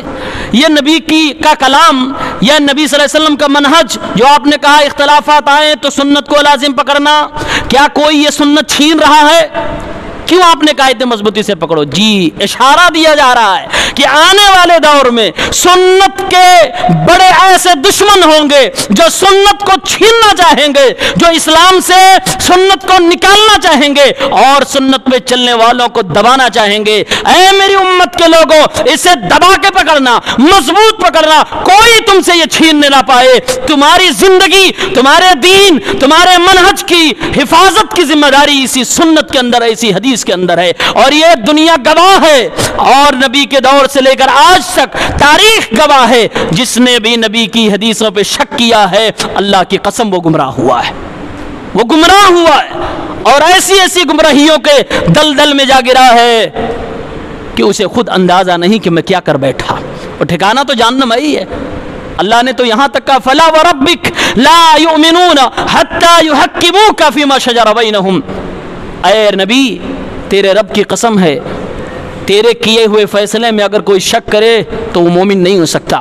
نبی کی حدیث میں اگر کوئی شک کرے جو حدیث صحیح ہے وہ مومن نہیں ہو سکتا ہے۔ آپ نے فرمایا مضبوطی سے پکڑ لو، چھیننے والے چھین رہے ہیں، کوئی آپ سے کہہ رہا نہیں دانت میں تم پکڑے رہو لیکن تھوڑا سا ہم چھین کے لے جائیں گے، یعنی وہ فہم چھین رہا ہے۔ کوئی آپ سے پورا سنت چھیننا چاہتا ہے، یعنی پوری حدیث کا انکار کرنا چاہتا ہے۔ کوئی کہہ رہا نہیں خبر واحد والی ہم چھینیں گے۔ الگ الگ قسم کے لوگ نکل چکے ہیں، کوئی تھوڑی حدیث چھین رہا ہے، کوئی اس کا صحیح فہم چھین رہا ہے، کوئی پورا لے کے بھاگنا چاہتا ہے، اور اس کی حفاظت کرنے والے صرف اور صرف اس روئے زمین پر اہل حدیث باقی بچے ہیں جو نبی کی اس حدیث پر کھرے اترنے والے ہیں۔ اور مضبوطی سے پکڑ کے چلنے والے. باپ مخالف ہوتا ہو جائے, رشتہ دار مخالف ہوتا ہو جائے, نبی کی حدیث کی مخالفت نہیں کر سکتا. اور آپ آزما کے دیکھ لیجئے, دنیا میں کوئی بھی مسلمان سوائے منہج سلف کے اپنانے والوں کے کوئی ہے جو یہ اعلان کر سکے میرا کوئی بھی مسئلہ لاؤ کتاب و سنت اور فہم سلف کے خلاف ہو, میں کل سے پہلے ہی, سورج نکلنے سے پہلے ہی اپنا مسئلہ بدل دوں گا. اللہ کی قسم, یہ تاب, یہ بیان, یہ جرأت, یہ ہمت صرف منہج سلف کے ماننے والوں میں ہے اور صرف اہل حدیثوں کے اندر اور کسی کے اندر نہیں. کیوں؟ اس لیے کہ اوروں کی دنیا تو ان کے باباؤں سے چل رہی ہے, ان کی اپنی فکر سے چل رہی ہے, ان کی اپنی منمانیوں سے چل رہی ہے, ان کی اپنی بدعتوں سے, ہوا پرستی سے چل رہی ہے. ہمارا اور آپ کا تو کہنا ہے ہم غلط حدیث ہم نے کوئی پیش کی, غلط فہم پیش کیا, آپ یہیں کھڑے ہو کر اعلان کرو, ہم فوراً ماننے کو تیار ہیں, ہم اپنی بات سے رجوع کرنے کو تیار. امام مالک نے فرمایا تھا دنیا کا کوئی انسان ایسا نہیں ہے جس کی ساری باتیں لی جا سکے سوائے محمد الرسول اللہ صلی اللہ علیہ وسلم کے. آپ کی ہر بات کو قبول کرنا ہوگا. جو نہیں قبول کرتا وہ اپنے ایمان کی خیر منائے, اپنے ایمان کو ایک بار ضرور جانچ کروا لے کہ ہے بھی مسلمان کی نہیں. اور آگے اللہ کے نبی نے فرمایا کہ سنت کو لازم پکڑنا, اور فرمایا زبردست مضبوطی سے پکڑ کے رکھنا. یہ تو پوزیٹیو باتیں ہو گئیں, اپنا دفاع کیسے کرنا. اور دوسری چیز اللہ کے نبی نے بیان فرمایا نئی نئی چیزوں سے بچنا, جو دین کے نام پہ نئی نئی چیزیں ایجاد کی جائیں گی اس سے بچنا. فَإِنَّ كُلَّ مُحْدَثَةٍ بِدْعَةٍ, کیونکہ جب تم اپنی حفاظت کرو گے تو جو دوسرے لوگ ہیں جو تم سے سنت کو چھیننا چاہتے ہیں, ظاہر سی بات ہے وہ نیا نیا کچھ ایجاد کریں گے, ان سے متاثر نہ ہونا. تم خود مؤثر ہو, تم سے لوگ متاثر ہونے چاہیے, تم خود متاثر نہ ہونا, کیونکہ ہر نئی چیز گمراہی ہے اور ہر نئی چیز بدعت ہے, اور وہ گمراہی کے راستے پر لے جانے والی چیز ہے. یہ تو دلیل ہو گئی کہ منہج سلف کو پکڑنا کیوں ضروری ہے اور کتنا ضروری ہے. وہ تمسکوا بیا وعضوا علی بالنواجذ سے ہمیں پتہ چلا کتنا ضروری ہے. اب ایک اعتراض, ایک سوال میں نے خود اپنے کانوں سے سنا, کئی لوگوں نے براہ راست بھی کیا, اور عام طور سے یہ سوال لوگوں کے ذہنوں میں آتا رہتا کہ اسلام کو آئے ہوئے, یعنی جو اللہ کے نبی صلی اللہ علیہ وسلم لے کر آئے, تقریباً 1450 سال ہو گئے. آج اتنی دنیا ترقی کر گئی, پہلے فلائٹ نہیں تھی, پہلے بہت ساری چیز نہیں تھی, یہ کیمرہ نہیں تھا, مائکرو فون نہیں تھا, بہت ساری چیز نہیں تھی, یہ دنیا کی چیزیں نہیں تھی. دنیا اتنی ترقی کر گئی, اس دور میں بھی مولوی کہتا ہے اپنے دین کے مسائل کو حل کرنا ہو تو چلو 1400 سال پہلے صحابہ کرام کے پاس. یہ کہہ کر ہم مولویوں کو مذاق اڑایا جاتا کہ نہیں اڑایا جاتا. کہتے مولوی تو بہت پرانی سوچ والا ہے, کچھ نیا سوچو, کچھ نیا کرو, جدید دور کے مسائل کا حل جدید طریقے سے, جدید مناہج سے ہوگا, ایسا لوگ کہتے ہیں. اور حقیقت میں منہج سلف کے اوپر یہ سیدھا تیر مارا جاتا ہے, اور یہ زہریلا تیر ہے. میں جواب دینا چاہتا ہوں اور پورا کھل کے بغیر کسی لاؤ لپیٹ کے میں آپ کو وضاحت سے بتانا چاہتا ہوں. دنیا کے معاملے میں نئی نئی چیزیں ترقی کی ایجاد کرنا قابل تحسین ہے. اسلام اس کے خلاف نہیں ہے, اسلام اس کے خلاف نہیں ہے. اسلام نے کبھی بھی یا کسی مولوی نے کبھی بھی جہاز کی, ہوائی جہاز کی مخالفت نہیں کی, ٹیکنالوجی کی مخالفت نہیں کی. ہاں تنبیہ کرتا رہا کہ صحیح استعمال اس کا کرنا, غلط میں استعمال نہ کر رہا. دنیا کی جتنی بھی ترقیات ہے اس میں نئی چیزیں قابل تعریف ہیں, اسلام اس کے مخالف نہیں, اجازت ہے. لیکن دین کے معاملے میں نئی نئی چیزیں قابل مذمت ہے, بلکہ بدعت ہے, گمراہی ہے, اور اللہ کے نبی کے راستے سے ہٹے ہوئے ہیں. اللہ کے نبی کی وہ مشہور حدیث آپ نے سنا نہیں, 1718 صحیح مسلم کے اندر اللہ کے نبی صلی اللہ علیہ وسلم نے فرمایا من احدث فی امرنا ھذا ما لیس منہ فہو رد, جس نے میرے اس دین کے اندر نئی چیز ایجاد کی وہ ناقابل قبول ہے, مردود ہے. دین کے معاملے میں نئی چیزیں نہیں چلیں گی, یہاں پرانا سکہ ہی چلے گا. اور وہ پرانا سکہ صحابہ کا ہے، وہ تابعین کا ہے، وہ تابع تابعین کا ہے، وہ منہج سلف ہے۔ دین کے معاملے میں پرانا سکہ ہی چلے گا، دنیا کے معاملے میں آپ کے نئے سکے، آپ کی نئی ایجادات چلیں گی، اچھی ہے، قابل تعریف ہے، اسلام اس کے خلاف نہیں ہے۔ یہاں معاملے کو سمجھنے کی ضرورت ہے۔ لوگ دنیا کی مثال دے کر دین پر حملہ آور ہوتے ہیں۔ میرے بھائیوں، دنیا کا وہ کون سا انسان ہے جو سب سے زیادہ کامیاب تھا؟ ہر کوئی جانتا ہے، مخلوقات میں سب سے زیادہ کامیاب اگر کوئی انسان تھا، ہے، قیامت تک رہے گا، تو ہمارے پیارے پیغمبر جناب عربی صلی اللہ علیہ وسلم کی ذات مقدس ہے۔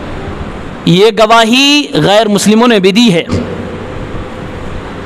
جو ایک کرسچن نے اپنی کتاب میں لکھا تھا دی 100، اس میں نبی علیہ السلام کا سب سے پہلے نمبر پہ نام لکھا تھا، اور اس نے کہا تھا کہ مجھے پتا ہے لوگ میرے اوپر اعتراض کریں گے کہ کرسچن ہو کر تم نے نبی مسلمانوں کے پیغمبر کا نام سب سے پہلے کیوں لکھا؟ تو وہ یہ کہتا کہ میں کہہ رہا ہوں اس لیے میں ان کو اپنے کتاب کے پہلے پیج پر اور پہلے نمبر پہ رکھنا چاہتا ہوں، کیونکہ یہ وہ ہستی ہے جو دین اور دنیا کے اعتبار سے ہر اعتبار سے کامیاب رہی ہے۔ دنیا میں سب سے کامیاب انسان جو تھا وہ محمد عربی صلی اللہ علیہ وسلم ہیں۔ جو سب سے کامیاب تھا، اس کامیاب انسان کے راستے میں آج ہم کیڑے نکالنے چلے؟ وہ کامیاب انسان کا راستہ آج بھی چلے گا، وہ پرانا نہیں ہے، وہ نیا آج بھی ہے۔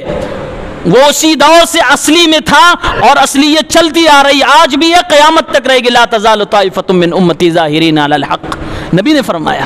دوسری وجہ، دنیا کا جو سب سے کامیاب گروہ ہے، جن کو اللہ نے چنا ہے، صحابہ کی جماعت، ان صحابہ کرام نے بھی تو اسی راستے کو اپنایا جو آج ہم 1400-1500 سال کے بعد اسی کو لاگو کرنا چاہتے ہیں۔ تو دین کے اعتبار سے جو سب سے کامیاب انسان تھا اس کا راستہ ہے، جو سب سے کامیاب گروہ تھی اس کا راستہ ہے، اس لیے آج بھی اسی کے مسائل سے، اسی کے فتاوے سے، اسی کے فرامین سے آج کے بھی مسائل حل کیے جائیں گے۔ تیسری وجہ کہ آج کے نئے دور میں مسائل کو حل کرنے کے لیے ہم نئے دور کے طور طریقوں کو نہیں لیں گے، بلکہ ہم صحابہ اور منہج سلف کے طریقے کو لیں گے۔ کیوں؟ اس لیے کہ ہمارا ایمان و عقیدہ ہے کہ اسلام قیامت تک کے لیے ہے۔ ایسا نہیں تھا کہ وہ 100 سال 200 سال 300 سال تک کے لیے تھا پھر ختم ہو گیا، قیامت تک رہے گا۔ آخر اللہ تعالیٰ نے اسے ابدی دین کیوں بنایا؟ پرانا ہونا تھا اس لیے نہیں، یہ ہمیشہ رہے گا۔ اللہ نے بنایا اس لیے اسے تھا کہ قیامت تک چلے گا، کیونکہ اسے قیامت تک آنے والے مسائل کے حل کرنے کی اس کے اندر وہ صلاحیت موجود ہے، وہ ضابطہ موجود ہے، وہ اصول موجود ہے۔ اور ہمارا یہ بھی ایمان ہے کہ اس دین کے اندر جو باتیں ہیں، قرآن ہو یا حدیث ہو، یہ اللہ رب العالمین کی بات ہے۔ قرآن بھی اللہ رب العالمین کی بات، حدیث بھی اللہ رب العالمین کی طرف سے وحی ہے۔ یہ بات کان کھولو کے سنیے، میں بار بار کہہ رہا ہوں، قرآن اللہ کی طرف سے وحی ہے، اس پہ سارے مسلمانوں کا اتفاق ہے، سب جانتے ہیں، مانتے ہیں۔ لیکن اللہ کے نبی کی حدیثیں بھی جو صحیح سند سے ثابت ہیں، وہ بھی اللہ رب العالمین کی طرف سے ہے۔ ان ہوا الا وحی یوحا، اس بات کی دلیل ہے۔ تو جب قرآن بھی اللہ رب العالمین کی طرف سے، حدیث بھی اللہ رب العالمین کی طرف سے، تو اللہ رب العالمین عالم الغیب ہے کہ نہیں ہے؟ اللہ تعالیٰ یہ نہیں جانتا تھا کہ نبی کے جانے کے بعد 1500 سال بعد کیا ہوگا؟ اللہ نہیں جانتا تھا قیامت کے قریب کیا ہوگا؟ اللہ سب کچھ جاننے والا ہے، ما کان وما یکون وما سیکون، ہر چیز کو اللہ جاننے والا ہے۔ اگر ہم کہتے ہیں کہ اسلام میں وہ اب صلاحیت نہیں ہے جو پہلے تھی کہ آج کے مسائل کو حل کر سکے، تو گویا کہ یہ کہتے ہیں کہ اللہ رب العالمین کو علم نہیں تھا کہ آگے چل کر کیسے کیسے مسائل پیدا ہونے والے ہیں، اور اسلام کے اندر وہ چیز و صلاحیت نہیں باقی بچے گی جو اس کو حل کر سکے۔ بہت بڑا اعتراض ہو جائے گا اللہ رب العالمین کے علم پر۔ اس لیے ہم مانتے اور جانتے ہیں کہ یہ اس رب کا دیا ہوا دین ہے جو اتنا باریک بھی ہے، اتنا علم والا ہے کہ ہم سوچتے بھی نہیں ہیں، اس سے پہلے بھی ہمارے دلوں کی دھڑکن اللہ کو معلوم ہوتی ہے۔ اللہ جانتا ہے سب کچھ۔ اس لیے دینی مسائل کا حل چاہے جتنا سال پرانا ہو جائے. ابھی تو ہم 15ویں صدی میں گزر رہے ہیں اور بھی نہ جانے ابھی دنیا کتنی بڑی رہے گی. یہ اسی منہج سلف سے دین کے مسائل حل کیے جائیں گے. اگر اس راستے سے ہٹے کوئی نئی چیز لانے کی کوشش کی گئی تو وہ بدعت ٹھہرے گی, وہ ہوا پرستی منمانی ٹھہرے گی, اور وہی گمراہی ہے. اسی سے ہمیں اور آپ کو روکا جا رہا, منع کیا جا رہا. اب آئیے اخیر میں اپنی بات رکھتا ہوں. منہج سلف کو ماننا ہی کیوں ضروری ہے, دوسرے اور مناہج کو کیوں نہیں مانا جاتا؟ میں صرف منہج سلف کی خصوصیات بناؤں گا, دوسرے مناہج کی برائیاں ان کے نقائص میں نہیں گراؤں گا. آپ خوبیاں سنو گے, اس کے اپوزٹ میں آپ سمجھ لینا وہ خوبیاں ان کے اندر نہیں ہیں. نمبر 1, اللہ تعالیٰ نے, پیارے پیغمبر صلی اللہ علیہ وسلم نے اگر کسی دور کی تعریف کی ہے, کسی زمانے کی تعریف کی ہے, تو وہ صحابہ, تابعین, تبع تابعین کا زمانہ جسے ہم قرون مفضلہ کہتے ہیں. جو پہلے میں نے حدیث پڑھی, اللہ کے نبی نے فرمایا خیر القرون قرنی ثم الذین یلونہم ثم الذین یلونہم. یہ اس دور, اللہ کے نبی صلی اللہ علیہ وسلم فرما رہے سب سے اچھا یہ دور ہے, اس کے علاوہ کوئی اور دور نہیں جس کی تعریف محمد رسول اللہ صلی اللہ علیہ وسلم نے کی ہو. یعنی کہ تزکیہ اس دور کا محمد عربی صلی اللہ علیہ وسلم کر رہے ہیں. ہم منہج سلف کو اس لیے ضروری سمجھتے ہیں کیونکہ ہمارے اسلاف اسی دور سے تھے جس کی تعریف محمد عربی صلی اللہ علیہ وسلم کی زبان سے وارد ہوئی ہے. ورنہ ہر وہ شخص جو کتاب و سنت پہ عمل کرتا ہے وہ قابل تعریف ہے. ہم اور آپ قرآن و سنت پہ عمل کرتے ہیں, قابل تعریف ہیں, لیکن ہمارے دور کی تعریف تو نبی نے نہیں کی. دور کی تعریف کی ہے, زمانے کی تعریف کی ہے تو قرون مفضلہ کی ہے. اس لیے ہم منہج سلف کو اپنانا ضروری سمجھتے ہیں. دوسری وجہ, منہج سلف کو ہم اپنانا اس لیے ضروری سمجھتے ہیں کیونکہ منہج سلف کی جو دوسری کڑی, پہلی کڑی ہے, یعنی صحابہ کرام کی جماعت, یہ اتفاقی کوئی جماعت نہیں ہے. اللہ رب العالمین نے اپنے نبی کی شایان شان آپ کے دوستوں کو بھی پیدا فرمایا تھا. آج میں آپ کو ایک حدیث سنا چاہتا ہوں. مسند احمد کی روایت ہے, 3600 حدیث کا نمبر ہے.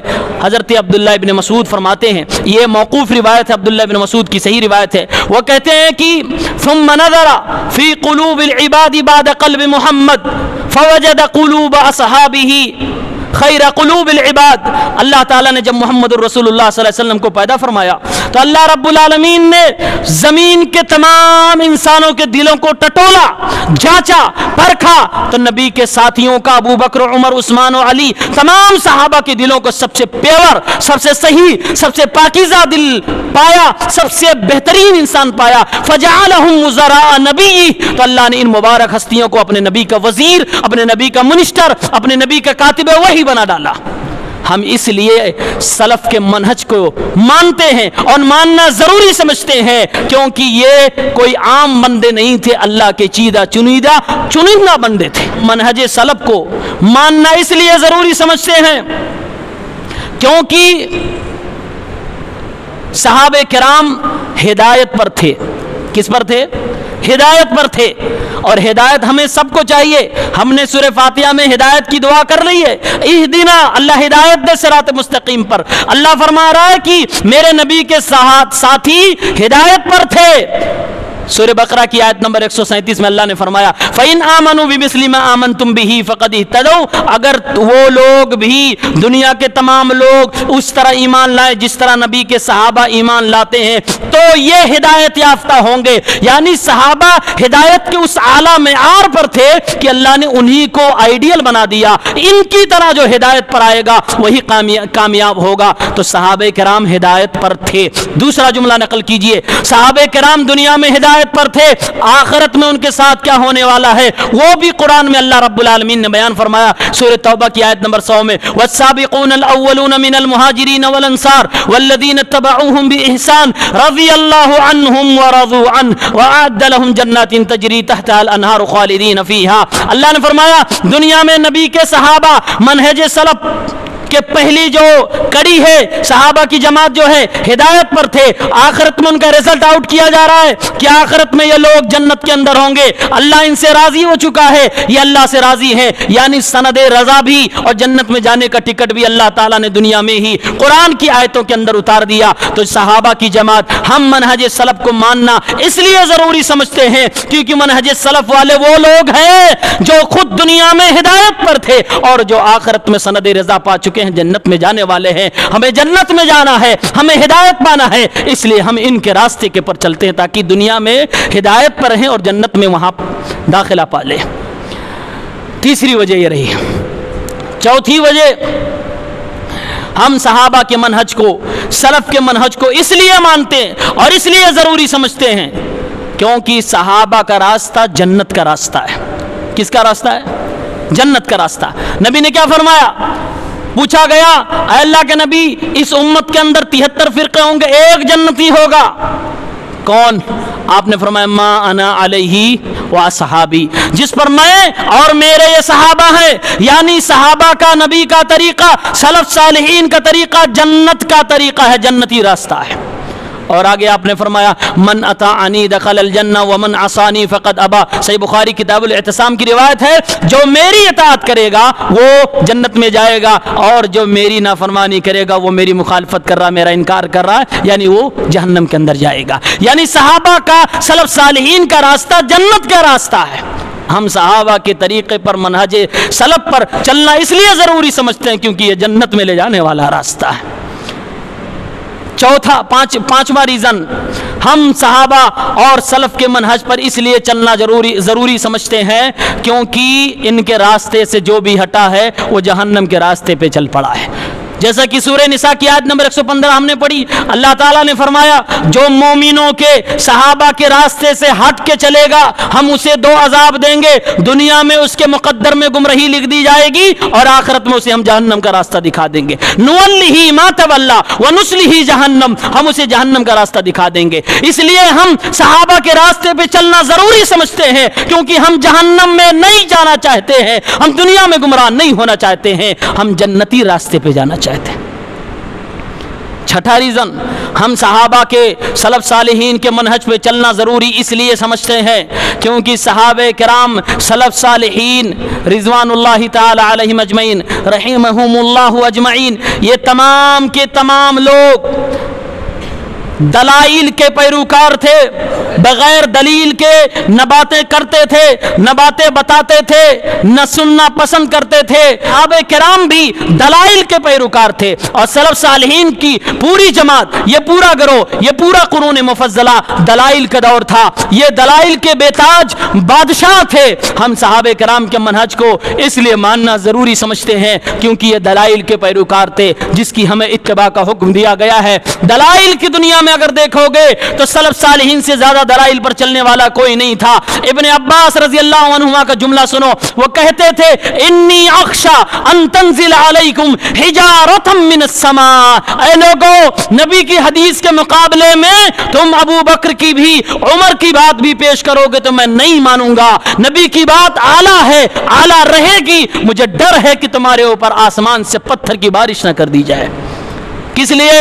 جب نبی کے سامنے ابو بکر و عمر رضی اللہ عنہما کی بات پیش کی جائے تو آج کے لوگوں کی، صحابہ سے ہٹ کے، قرون مفضلہ سے ہٹ کے، ایرے غیرو نتھو خیرو، ہر روڈ پہ چلنے والے آدمی کی بات اگر نبی کے مقابلے میں پیش کی جانے لگے تو ابن عباس کا کیا رویہ ہوتا، کیا رویہ ہوتا؟ جب ابو بکر و عمر کی بات بھی نبی کے مقابلے میں ماننے والے نہیں ہمارے اسلاف۔ امام احمد کی بات شیخ نے ذکر کی، خلق قرآن کے مسئلے میں جمے رہے، ثابت قدم رہے۔ لوگوں نے کہا امام احمد جیل کی بند کوٹھری میں آپ موجود ہو، منہ سے کہہ دو بادشاہ کے مار سے، جلاد کے کوڑوں سے بچ جاؤ گے۔ امام احمد نے کہا جیل کے باہر موجود جو جم غفیر ہے، جو اللہ کی یہ مخلوق ہے، اگر امام احمد نے آج کہہ دیا کل قیامت کے دن یہ جم غفیر میری گریبان پکڑے گی کہ کوئی حق کو بولنے والا نہیں تھا، لوگ مارتے جاتے، ایسے کوڑے امام احمد کو مارے جا رہے تھے۔ لکھتے ہیں کہ اگر وہ کوڑے ہاتھیوں کے اوپر بھی برسائے جاتے تو ہاتھی بھی چنگاڑ مار کے بھاگنے لگتا، امام احمد سے کوڑے مارتے، مارنے والا تھک جاتا، کہتا امام کہہ دو مان جاؤ، کہتے لاؤ قرآن کی کوئی دلیل، لاؤ نبی کی کوئی دلیل۔ یہ ہمارے اسلاف تھے جو قرآن و سنت کی دلیلوں کو مطالبہ کرتے تھے۔ ہم منہج صحابہ کو، منہج سلف کو اس لیے ماننا ضروری سمجھتے ہیں کہ یہ لوگ دلائل کی دنیا کے بادشاہ ہیں، ہم ایسے بادشاہوں اور ایسے دلائل کی پیروکاروں کی روش پر چلنا پسند کرتے ہیں۔ ہم جہالت کی بنیاد پر بات نہیں کرتے، ہم علم کی بنیاد پر بات کرتے ہیں۔ ہم صحابہ کے سلف کے منہج کو اس لیے ماننا ضروری سمجھتے ہیں کیونکہ ان کا جو علم ہے بڑا مضبوط علم ہے، ان کا علم بڑا مضبوط علم ہے۔ صحابہ نے علم کس سے لیا؟ نبی سے لیا، اور تابعین نے علم کس سے لیا؟ صحابہ سے لیا۔ تبع تابعین نے علم کس سے لیا؟ تابعین سے لیا۔ یعنی یہ سلسلہ موجود ہے، اور آج سن لو نبی کی حدیثوں پر کیچڑ اچھالنے والوں، وہ سلسلہ سند آج بھی موجود ہے۔ ہو بہو علماء نے وہ چیزیں نقل کی ہے جو نبی کریم صلی اللہ علیہ وسلم نے بیان کی ہے۔ صحیح مسلم اٹھا کر دیکھ لیجئے، اگر ہر ایک لفظ کے اندر بھی اختلاف ہے تو اماموں نے وہ بھی ذکر کر دیا کہ نبی علیہ السلام نے یہ کہا تھا کہ نہیں کہا تھا۔ اگر راوی کو شک ہے وہ شک بھی بیان کر دیا گیا۔ میں نے شروع میں جو حدیث بیان کی، صحابی رسول یہ بھی کہتے ہیں کہ مجھے نہیں معلوم نبی نے اپنے قرن کے بعد 2 بار کہا یا 3 بار کہا۔ یہ کہنے کی ضرورت کیا تھی؟ یہی ضرورت تھی کہ صحابہ کرام امانت دار تھے علم کے معاملے میں۔ اللہ کی قسم ہے صحابہ کرام معصوم تھے، نبی کے دین میں ذرہ برابر انہوں نے کوئی بھی کسی چیز کا اضافہ نہیں کیا ہے، کبھی کوئی اضافہ نہیں کیا۔ تو ان کا علم بڑا مضبوط تھا، نبی سے لیا ہوا علم تھا۔ اور شروع میں ہی میں نے کہا تھا صرف قرآن و حدیث کا علم، قرآن و حدیث کا مل جانا، پا جانا، پڑھ لینا کافی نہیں ہے۔ بار بار کہہ رہا ہوں، قرآن و حدیث کا صرف پڑھ لینا کافی نہیں ہے، قرآن و حدیث کا صحیح سمجھ کا پا لینا یہ ضروری ہے، یہی کامیابی کی ضمانت ہے، اور یہ کتابوں سے نہیں ملے گا، یہ علماء کے سامنے زانو تلمس طے کرنے سے ملے گا، ان کے سامنے شاگردی اختیار کرنے سے ملے گا۔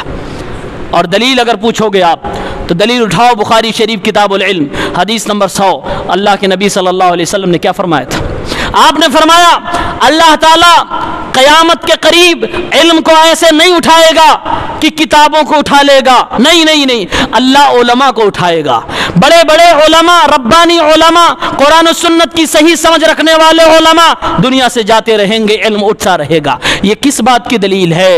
اگر کتابوں سے صحیح علم ملتا، کتابوں سے صحیح فہم ملتی تو اللہ کے نبی یہ کہتے کہ کتابیں غائب کر دی جائیں گی، کتابوں کے حروف وہ اٹھ جائیں گے۔ نہیں، آپ نے فرمایا علم کس طرح اٹھایا جائے گا؟ علماء کی موت سے علم اٹھتا جائے گا، علماء کی موت سے علم اٹھتا جائے گا۔ اللہ کا شکر ادا کرو، اللہ رب العالمین کے لیے اللہ کی نعمت سمجھو کہ آپ کے ہمارے درمیان علماء ربانیین موجود ہیں، ایسے علماء موجود ہیں جو صحیح کتاب و سنت کی ترجمانی کرنے والے موجود ہیں۔ اللہ کی قسم یہ کسی بڑی نعمت سے کم نہیں ہے۔ ابن قیم رحمہ اللہ کی اگر بات مانے، امام ابن قیم رحمہ اللہ کہا کرتے تھے، اے لوگو تمہارے کھانے پینے سے بھی زیادہ ضروری ہے دین کا علم۔ ایک ٹائم کھانا ملے یا نہ ملے، دین کا علم تمہارے لیے ضروری ہے۔ دوسرے وقت کھا لینا لیکن بغیر علم کے زندگی نہ گزارنا، دین کا علم تمہارے پاس ہونا چاہیے۔ نبی علیہ الصلوۃ والسلام کیا فرماتے ہیں؟ علماء کے ذریعے سے اللہ علم کو اٹھائے گا، علم اٹھ جائے گا، علم اٹھ جائے گا۔ یعنی علماء جو صحیح قرآن و سنت کا علم رکھتے ہیں، صحیح سمجھ رکھتے ہیں، وہ چلے جائیں گے۔ پھر کیا ہوگا؟ اللہ کے نبی نے فرمایا اتخذ الناس رؤوسا جہالا، اللہ جاہلوں کو اپنا سردار بنا لیں گے، سردار رؤوسا ہیڈ بنا لیں گے، اپنا سردار بنا لیں گے۔ فسئلوا، ان سے پوچھا جائے گا، ان سے اسلام کے بارے میں، دین کے مسائل کے بارے میں فتوے پوچھے جائیں گے۔ شیخ یہاں سئلو کہا گیا، پوچھا جائے گا۔ لیکن آج معاملہ اس سے بھی زیادہ بڑھا ہوا۔ آج کچھ لوگ ایسے بھی ہیں جو کہتے ہیں آؤ مجھ سے پوچھو، آسک می۔ آپ کو ملیں گے ایسے بھی پیج فیس بک پر، آسک می، مجھ سے پوچھو. اسلاف سوال کرنے کے لیے لوگوں سے نہیں کہتے مجھ سے پوچھو مجھ سے پوچھو مجھ سے پوچھو، میں بڑا علامہ مجھ سے پوچھو. نہیں نہیں نہیں، یہ اسلاف کا طریقہ نہیں ہے. حدیث کہتی ہے فسئلوا، ان سے پوچھا جائے گا. آج اس سے بھی لوگ آگے بڑھے ہو، کہتے ہیں مجھ سے پوچھو. فسئلوا، ان سے پوچھا جائے گا. فافتوا، وہ فتویٰ بھی دے گا. کون؟ جاہل. لوگ پوچھیں گے فتویٰ بھی دے گا. نتیجہ کیا نکلے گا؟ فضلوا وضلوا، خود بھی گمراہ ہوں گے، دوسروں کو بھی گمراہ کر بیٹھیں گے. اس حدیث میں ایک توجہ دلانا چاہتا ہوں. آپ نے کیا فرمایا؟ علماء اٹھا لیے جائیں گے، پھر لوگ جاہلوں کو اپنا مفتی بنا لیں گے. علماء اٹھا لیے جائیں گے، پھر جاہلوں کو مفتی بنا لیا جائے گا. معاملہ اس دور میں اس سے آگے بنا ہوا ہے. اس دور میں یہ فتنہ اس سے بھی زیادہ آگے بڑھ چکا ہے.